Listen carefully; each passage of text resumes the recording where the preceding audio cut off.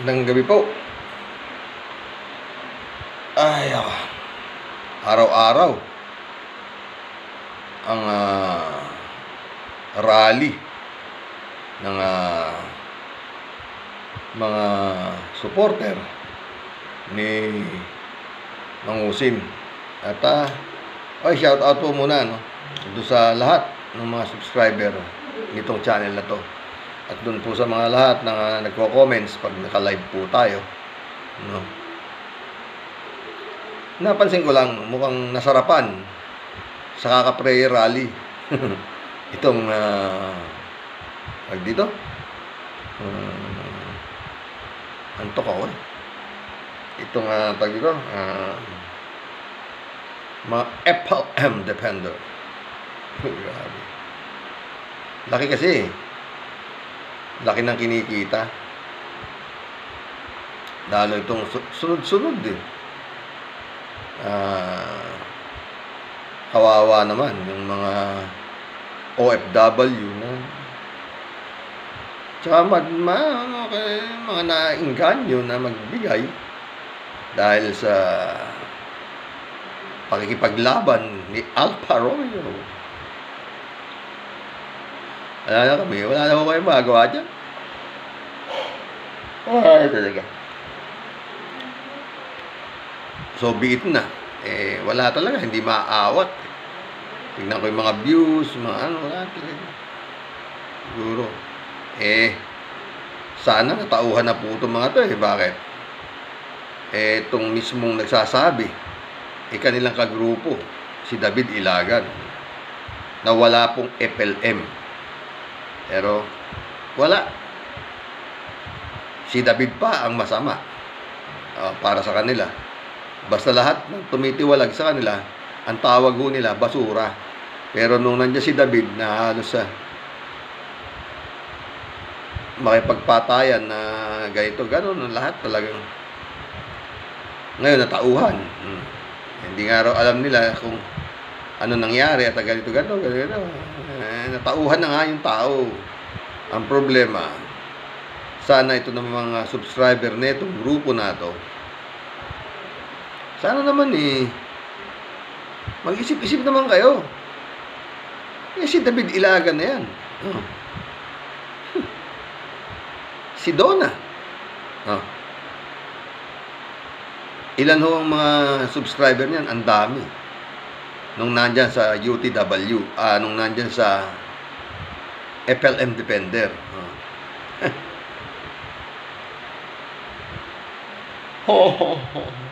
Antok ako. Ayun po yun.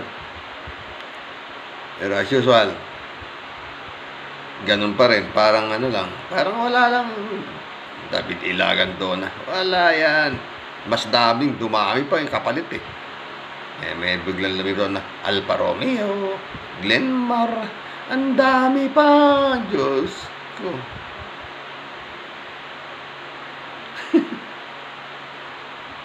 Nakakatuwa talaga. Totoo lang. Ganun pala talaga, ang katangahan. Shadow. Minsan, ang hirap isipin Siya nga pala. Sa laki, Ito sana. Tanong lang. Magkano kaya? Kasi mukhang nakatahimik si Jam Antonio Ang tunay na kapatid na dapat na siyang nakikinabang dito sa FLM na tinatawag. Pero hindi. Marami akong nakikita. Lintik daw, mga nakaalahas na si Yama. Parang mga ganun. Dating wala. Wala tayong dyan. Kanina nag-vlog ako, Nag-live ako kanina. Hindi naman pala yan. Nung umiiyak sa para Isko Moreno. Kay Isko. Nadrama niya si Isko. Nandun. Hindi naman pala yan ng yung Yama na yan Hindi naman pala yan ni sekretarya. Hindi. Tapos kita mo kung makakangak-ngak ngayon. Tatanong sana to makarating to kay Jam Antonio at sa tunay na magulang itong si Mangusin. Limpak-limpak po. Nanang Remy, limpak-limpak po ang kinikita nitong FLM Defender. Yung channel po ng anak nyo, limpak-limpak ang kinikita. Magkano po ba ang inyong nakokobra? Magkano po ba ang inyong pinadadala sa inyo? Para kayo panatuloy na manahimik sa dito sa issue na to na walang FLM. Kung baka nasisya na kayo sa pa-7,000 buwan-buwan, bagay, wala tayong magagawa. Malaking bagay na po yan sa inyo no? Kung padadalang kayo 10,000 buwan-buwan, $100, $200 something, megit, ganun siguro buwan-buwan. Kung 10,000, malaking bagay na kila Nanang Remy yan. Hindi na nga yan iimik kaysa sa wala. Hindi. Ganon. Araw-araw ho, Nanang Remy, malaki ang nakikita. Bukod pa rin sa pag nagbebentahan ng mga coffee mugs na yung inyong anak ang ginagamit, t-shirt, marami. Talagang baka pwedeng wala naman silang magagawa kung hihingi kayo ng dagdag Ganun lang Araw-araw na ho ngayon ang tinatawag na Arte Rally, mga Remy, araw-araw na po. Siguro kung siguro yung mga binibigay sa inyo 10,000 sa buwan, mga ganun, barya lang ho yan sa kinikita nitong mga tinatawag na apostoles ng inyong anak na si Norman Mangusin. Nako, mga Nang Remy,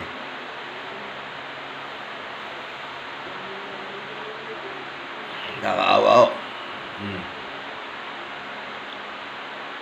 At dito, kung yung si David Ilagan, mga subscriber nito, nag-imbestiga ho yan na dating yan, FLM Defender, isa sa isang opisyal, si Donna, ganyan. Nag-imbestiga po yan, nagpa-imbestiga yan, at napatunayan niya na walang FLM. Wala po. Tsaka doon sa doon sa sinasabing release order na pinangalantakan nito si Yaman, at sila Jojo, si Makmak. Hindi ko alam kung nagtatanga-tangahan to o ano. Paano sabi ni Jojo, malapit na lumayat, meron na release order.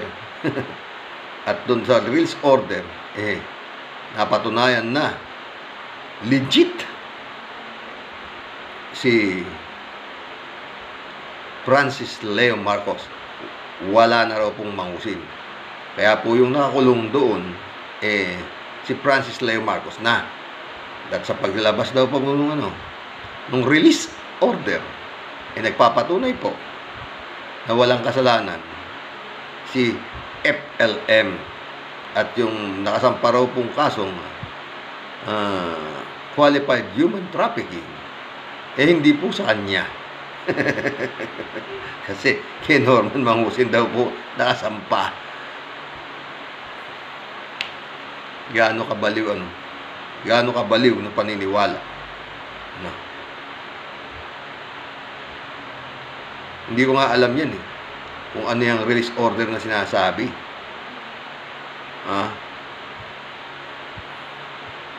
Hindi ko talaga. matindi po yan. Doon sa mga OFW na sumusuporta rito sa grupo na to. Ang damukal na ho sila. Ang dami siguro. Baka hindi lang sila 40 eh. Dati ilan lang yan eh. Nawala yung dalawa. Yan pumalito 20. O ano-ano na ho. Ang dami na nila. Talaga. Hindi ko nakilala yung iba eh. Nagugulat na ako. Sino naman yan? Parang original lang dyan. Si Barsaga. Itong si Yama. Ilan lang eh. Pero ngayon mahihilo ka na sa dami. Totoo lang. Sa dami nila. At ayan nga pinipilit Torren, si Roman. Bukas siguro baka si Roman ang talakayin ko sa aking live. Magla-live sana ako pero puyat ako eh. Kaya ito na lang ako, nag-vlog ako. Ay sa kanila talagang pinagpipilitan nila sa utak ng mga naniniwala pa sa kanila. Nalalaya na po si FLM at meron ng release order. Ewan. Gaya sinabi ko, hindi na ho ako magbablog. Pag yan ho, nakapagpiyansa. Piyansa lang Hindi yung hindi yung na-dismiss yung kaso, hindi. Iba po yung dismiss. Iba po yung release.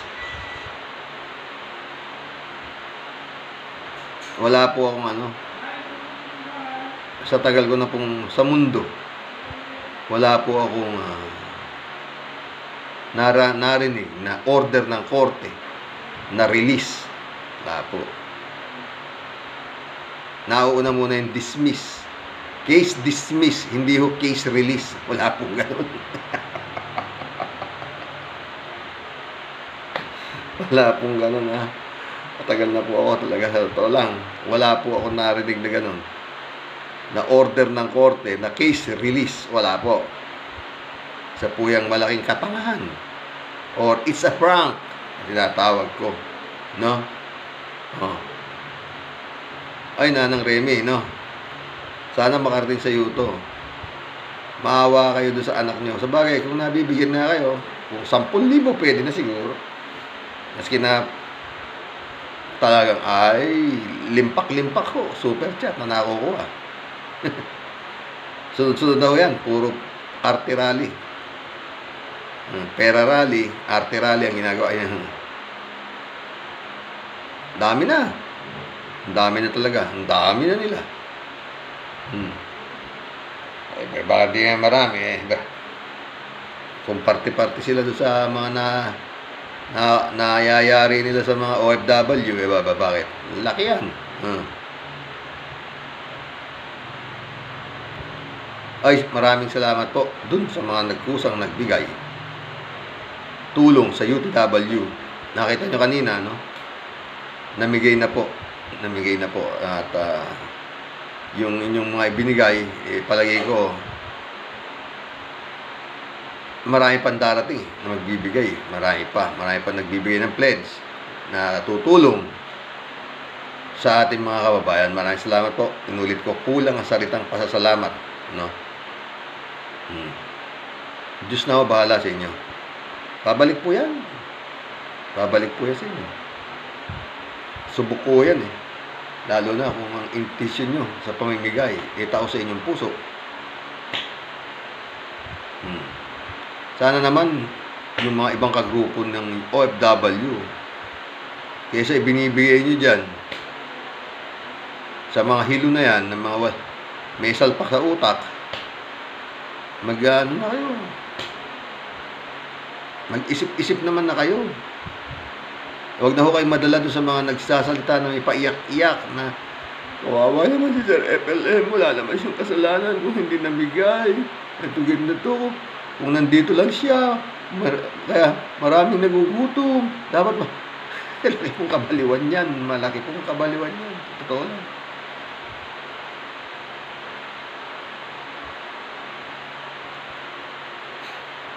Hindi ko alam kung ano sasabihin ko, no? Doon sa mga naniniwala ito. Malaki pong kabaliwan, maniwala kayo. Hindi po, ano,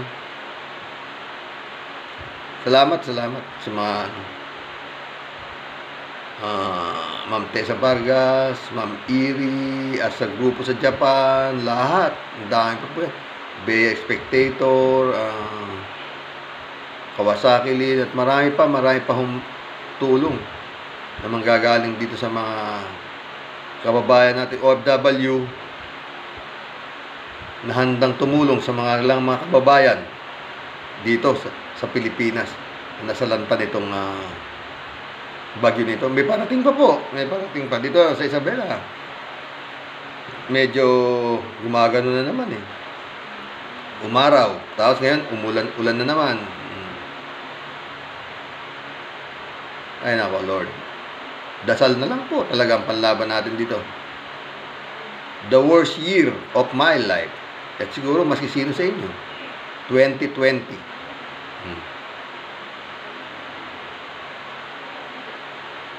Sakit sa baboy, sakit sa tao, sakit sa utak, bagyo. Sunod-sunod. Malapit na nga Pasko eh, ganyan pa. Lord, yung anak ko, 3 hektarya, was out. Mais. Buti, trabaho siya. Kaso, siya pa rin, di ba? Kano ngayon? Labor, guano, binhi, wala eh. Ganyan talaga. Kaya nga, hindi ako makaano. Gusto ko man tumulong sa grupo.